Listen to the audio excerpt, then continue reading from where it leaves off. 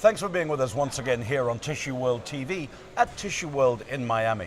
One of our keynote speakers who presented at the main conference at this year's Miami event is joining us now in studio.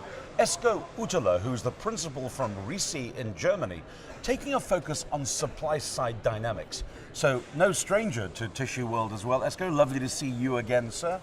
Well, yes, and let's say so that this is so also, I said that was also my 25th years anniversary with Tissue World, because I was also speaking in 1993 in the very first event. That's amazing. So, and you're looking younger year after year whilst I'm getting older.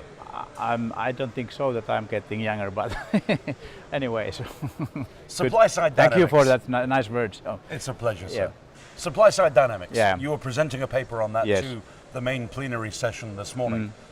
What's going on in the world of supply side dynamics? Let's say I first summarize what I was saying. So the first topic was that I was showing that the global tissue business is getting more and more dynamic and also more and more international. Yeah. So there are supplier changes, there are some changes which means that emerging markets are getting more and more important, which means also for supply side, so that more and more supply will be concentrating in those countries. And that was my first topic. Then I was jumping to the trade issues, mainly concentrating on North America, how the trade has changed in North America. Then I was talking about the supplier changes. Yes. We have new players coming up, and how the supply positions will be changing there in the next couple of years as well.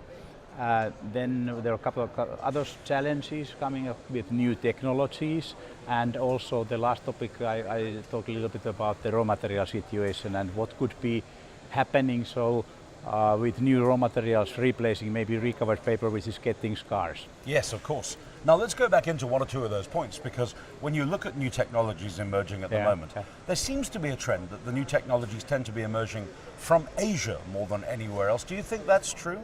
No, it's not really true. So the new technologies are actually very much developed in Europe, and we have those structured or textured technologies which are now placing themselves between conventional tissue and TAD tissue. Yes. It's like an intermediate grade there, and I see the problem that first of all here in North American markets a lot of this capacity is coming up actually, and for me the product has not yet really found its place. They have to. It's a challenge for the suppliers because they have to establish a new category for those products, and that's still going on. And consumers are not quite ready for that category yet. I think that consumers may not really be well aware still that what is this product, what is this product, what is this product. So that needs still some time before they know that, and then it's maybe easier for everybody. And a slightly different angle, one or two of our speakers this morning talking about China with an emphasis and focus on what's happening in the Chinese side of things. What do you see in supply side dynamics, sir? Let's say what we have seen already, so in China is a lot of more tissue coming to the United States.